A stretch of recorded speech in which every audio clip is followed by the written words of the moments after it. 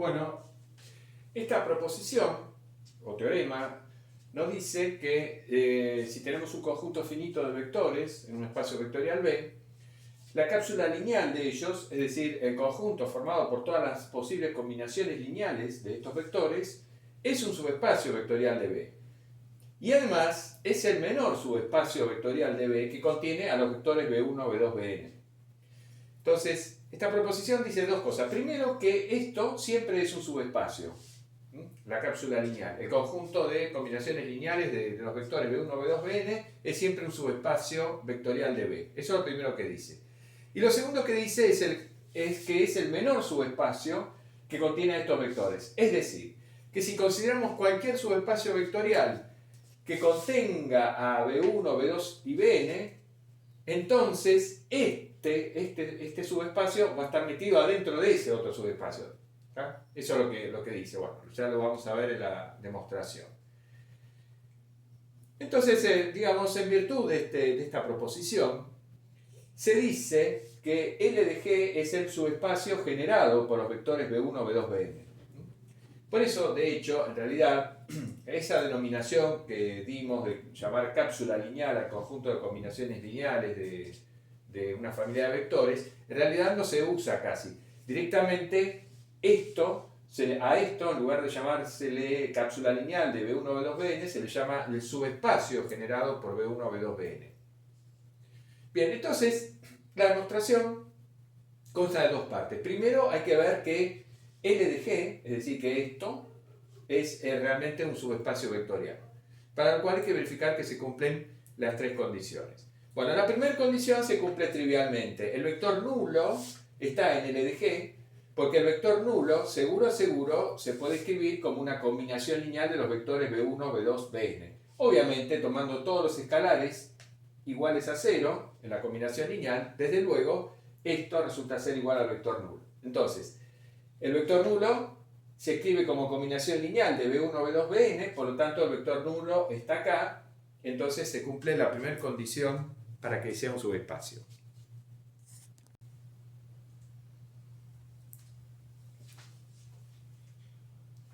Y en cuanto a las otras dos condiciones, S2 y C3, que se deben cumplir para que L de G sea un subespacio, bueno, supongamos que un vector X está en L de G y un vector Y también está en L de G. Entonces, tanto X como Y son ciertas combinaciones lineales de B1, B2, Bn. ¿Qué pasa? Cuando sumo estos dos vectores, X más Y, bueno, va a ser esta combinación lineal de B1, B2, Bn más esta otra combinación lineal de los mismos vectores.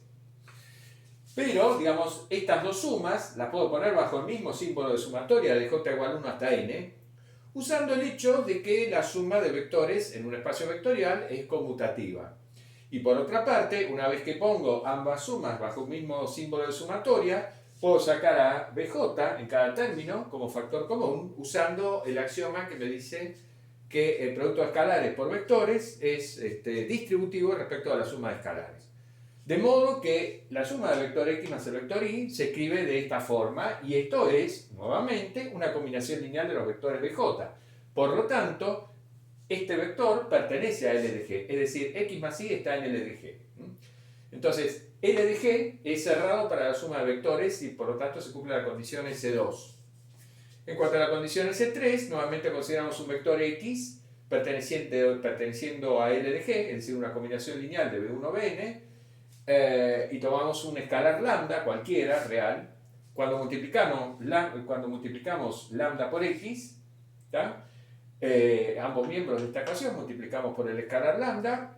Bueno, acá está abreviado, digamos, los pasos, pero lambda entra adentro de la sumatoria utilizando la distributividad de productos escalares respecto a la suma de vectores, el axioma 7, espacio vectorial, y después, usando la asociatividad de productos de escalares por vectores, se puede asociar de esta forma, lambda con los alfa j, y entonces así vemos como lambda por x es efectivamente una nueva combinación lineal de los vectores bj, y por lo tanto lambda por x está en L de G. Entonces, si x está en L de G y lambda es una escala real, lambda por x está en L de G. Entonces, efectivamente, L de G es un subespacio vectorial de B.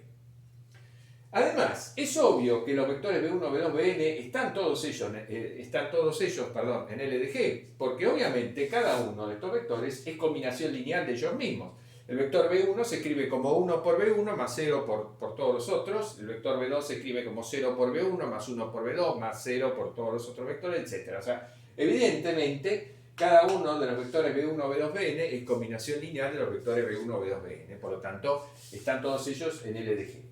Ahora, si ese es un subespacio de B, si ese es cualquier subespacio vectorial de B, que contiene a los n vectores B1, B2, Bn, entonces, por el ejercicio anterior, toda combinación lineal de estos vectores pertenece a ese, y por lo tanto LDG está dentro de ese. Entonces, ¿qué concluimos acá? Concluimos que LDG es el subespacio más chico, el menor subespacio que contiene a estos vectores. Porque está contenido LDG en cualquier otro subespacio vectorial que contenga a los vectores B1, B2, B. Y acá concluye entonces la demostración. Ponemos el símbolo que indica finalización de una demostración. Concluye la demostración de la proposición.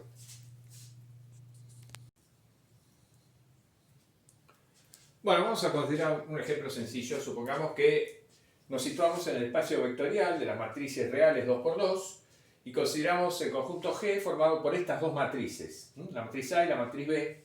Bien, esas dos matrices que tenemos ahí. Entonces, ¿quién es LDG? El subespacio generado por estas dos matrices es el conjunto de todas las matrices que se escriben como combinación lineal de estas dos. Es decir, son todas las matrices de la forma alfa por A más beta por B, con alfa y beta escalares reales cualesquiera. Bueno, cuando efectuamos esta operación, multiplicamos alfa por A, nos queda 2 alfa menos alfa, 0 alfa, beta por B, nos queda beta 0, beta beta. Bueno, cuando hacemos la suma, lo que nos queda es esta matriz. 2 alfa más beta, 2 alfa más beta, menos alfa, y beta y alfa más beta, ¿no? Entonces, alfa por A más beta por B es esta matriz. Bien, entonces, LDG son todas las matrices 2×2 que tienen esta forma, en donde alfa y beta son dos escalares reales cualesquiera. Toda matriz para la cual uno pueda escribir, toda matriz 2×2 para la cual uno puede hallar dos escalares alfa y beta, de modo que resulte esa matriz igual a esa matriz entonces está en LDG. Por ejemplo, esta matriz pertenece a LDG, es decir, esta matriz está en el subespacio generado por estas dos, porque esta matriz es combinación lineal de estas dos. Efectivamente, si tomamos alfa igual a 1 y beta igual a menos 1, fíjense, tomemos alfa igual a 1 y beta igual a menos 1, ¿qué nos queda? Nos queda 2 por alfa más beta, sería 2 menos 1, 1. Beta igual a menos 1, menos alfa menos 1 y alfa más beta igual a 0. Entonces, efectivamente, esta matriz está en LDG porque es una matriz de esta forma, es combinación lineal de estas dos. Nos preguntamos ahora si esta matriz, la matriz identidad 2×2, está o no está en el subespacio generado por LDG. Para lo cual simplemente lo que tenemos que hacer es plantear un sistemita de ecuaciones, muy sencillo en este caso. ¿Qué condición debería cumplir esta matriz, la matriz identidad, para estar en el subespacio generado por las matrices A y B? Bueno, tendría que ser combinación lineal de ellos.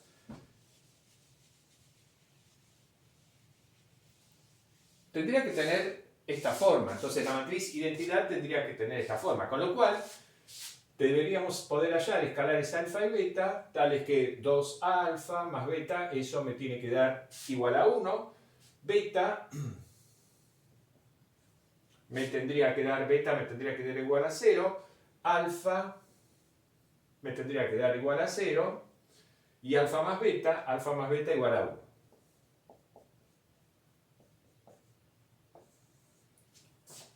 Deberíamos poder hallar entonces escalares alfa y beta que cumplieran simultáneamente las cuatro ecuaciones para poder decir que la matriz identidad está en el subespacio generado por estas dos matrices.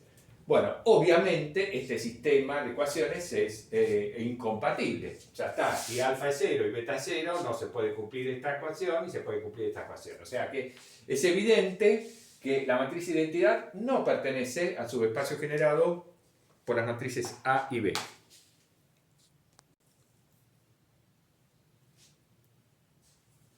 Bueno, damos una definición.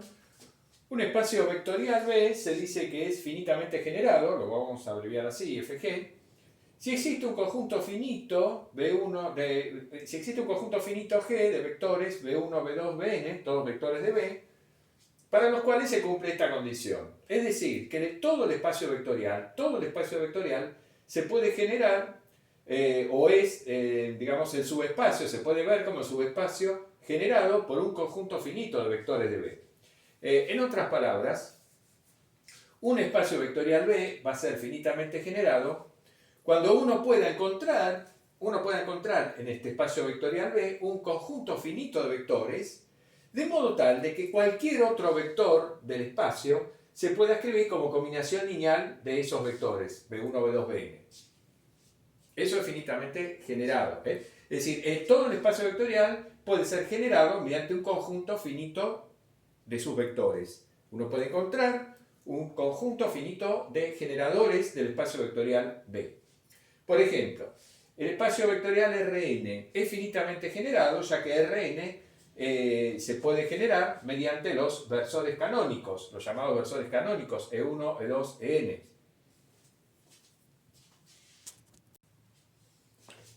Bien, decíamos en la pizarra anterior, Rn está generado por los versores canónicos. Recordemos, el versor E1 es el 1000, el versor E2 el 01000, etc. y el E sub n 001. Entonces, si tomo cualquier vector x en Rn, va a tener coordenadas, va a ser una eneupla de coordenadas x1, x2, xn. Pero entonces, este vector x se escribe como x1 por e1 más x2 por e2 más xn por en, naturalmente, es obvio. Es decir, como esta combinación lineal de los versores canónicos. Por lo tanto, todo vector en Rn es combinación lineal de los canónicos, de los versores canónicos. En cambio, el espacio vectorial de todos los polinomios con coeficientes reales en una determinada x no está finitamente generado, no es un espacio vectorial finitamente generado. Supongamos que sí lo fuera. Supongamos que R de x efectivamente fuera el subespacio generado por cierto número finito de polinomios. Es decir, supongamos que yo pudiera encontrar ciertos polinomios P1, P2, P sub k, de modo tal de que todos ellos me generaran R de x. Es decir, todo polinomio de R de x se podría escribir como combinación lineal de estos. Pero ¿qué pasa? Entre estos polinomios yo puedo elegir uno que tenga grado máximo. Supongamos que m es el grado máximo de estos polinomios. Entonces, si yo considero polinomio x a la m más 1, obviamente está acá, a ese polinomio no lo puedo escribir como combinación lineal de estos, porque efectuando una combinación lineal de polinomios, nunca yo voy a conseguir un polinomio cuyo grado supere al máximo grado que tienen estos polinomios, haciendo combinación lineal.